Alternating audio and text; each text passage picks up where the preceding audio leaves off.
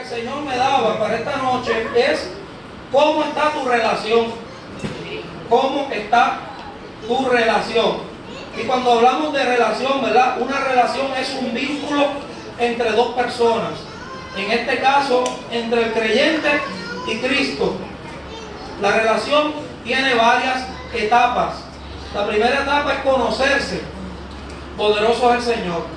Es cuando conocemos a la pareja. En este caso, cuando nos presentan a Cristo, ¿verdad? Muchos de nosotros no conocíamos nada de Cristo.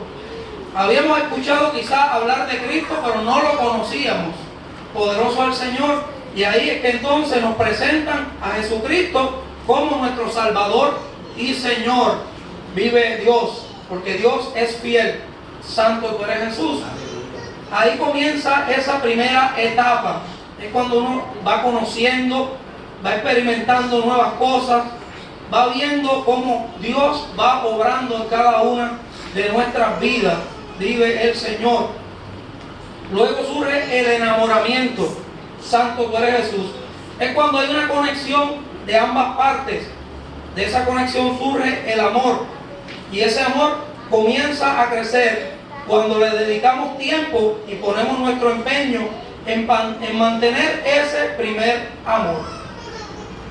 El amor es un vínculo positivo. O sea que cuando conocemos a Cristo, dejamos que Él entre en nuestras vidas y ahí comienza una relación. Y de esa relación surge un amor. Porque el Señor nos amó primero. Dice la Escritura, Él se entregó por nosotros para darnos vida y vida en abundancia. Vive el Señor. Y cuando uno está enamorado, uno busca agradar a esa pareja. Vive el Señor. El cristiano debe enfocarse en agradar a Cristo. Vive el Señor. Santo tú eres Jesús. Y vamos en esta palabra de esta noche. Juan estuvo en la isla de Patmos y allí recibió una revelación del Señor Jesucristo, que es el que habla en esta palabra. Le dice, escribe al ángel de la iglesia en Éfeso. Y dice así, el que tiene las 7 estrellas en su diestra, el que anda en medio de los 7 candeleros de oro, dice esto. Este es nuestro Señor Jesucristo, el que está hablando y dándole una revelación a Juan. Le está hablando específicamente a la iglesia. Vive el Señor, a la iglesia de Éfeso. Y Éfeso significa deseo ardiente. Poderoso Dios. Santo tú eres Jesús. Pero el mismo Señor Jesucristo comienza haciendo una serie de señalamientos. Poderoso Dios, que es a la iglesia.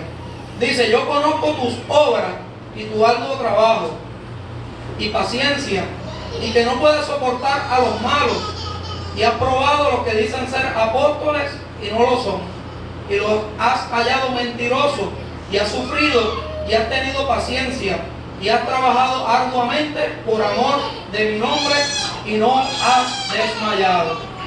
Santo tú eres Jesús.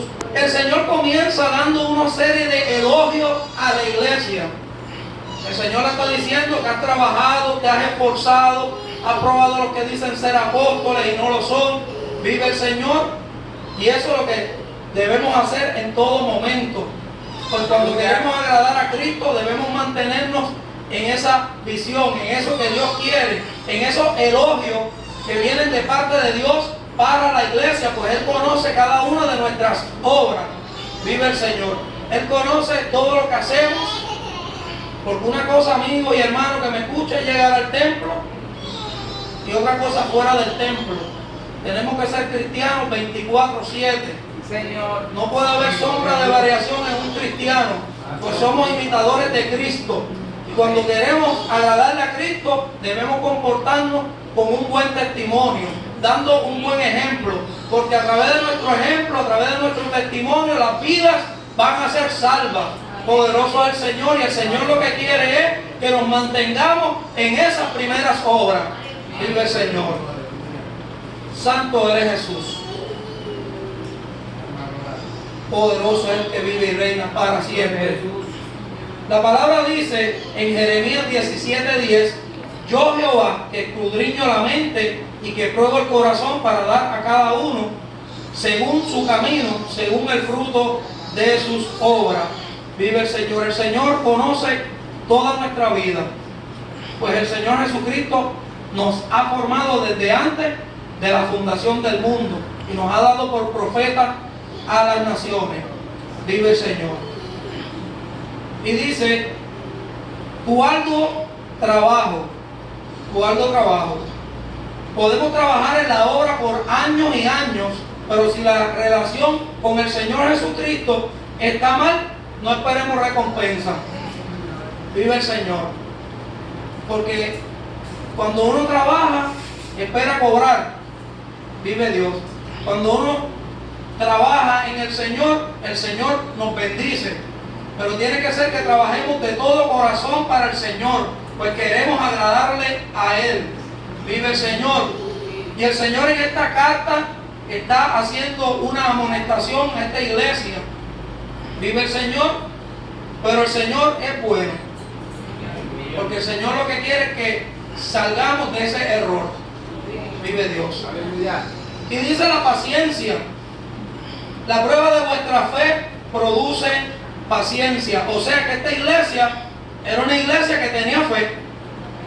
Era una iglesia que confiaba y creía en el Señor. Vive Dios. Que no puede soportar a los malos. O sea que era una iglesia íntegra en su obra. Era una iglesia recta. Así debe ser la iglesia de estos tiempos. Una iglesia íntegra, una iglesia recta, una iglesia con unas miras a buscar solamente el rostro de Cristo. Aleluya. Pues sabemos que andamos viviendo en tiempos peligrosos. Hemos visto como la naturaleza gime con dolores de parto. Aleluya. Hemos visto volcanes recientemente, hemos visto terremotos, hemos visto huracanes de gran magnitud. Y esto está escrito en la palabra de Dios. Esto es principio de dolores. Por eso que el Señor viene hablando a través del mensaje del hermano Joel y el domingo. El Señor sigue hablando de que hay que enderezar nuestra senda. ¿Cómo está tu relación con el Señor? Poderoso es el que vive y reina para siempre. Santo. Y dice, probaron a los que decían ser apóstoles y no lo son. Y los has hallado mentirosos. O sea que era una iglesia con discernimiento de espíritu. Era una iglesia dirigida por el Espíritu Santo de Dios. Era una iglesia con discernimiento. Aleluya. Vive Dios. La iglesia de este tiempo debe tener discernimiento. El discernimiento lo podemos conseguir cuando nos metemos con Dios en el aposento, cerrada la puerta. Ahí el Espíritu Santo te va a revelar. Porque dice la Biblia, clama a mí, yo te responderé y te mostraré cosas grandes y ocultas que tú no conoces. Vive el Señor. Por eso es necesario buscar más de Dios en este tiempo. Por eso es necesario meternos más con Dios. Santo tú eres Jesús. Una iglesia que había sufrido, soportado, una iglesia paciente, una iglesia que se esforzaba en hacer la obra. Una iglesia que no desmayó. Vive el Señor. La iglesia de estos tiempos no puede desmayar. Una vez que usted pone las manos en el arado, debemos seguir buscándolo a Él. Vive el Señor. Muchas veces vamos a estar al 60, al 30.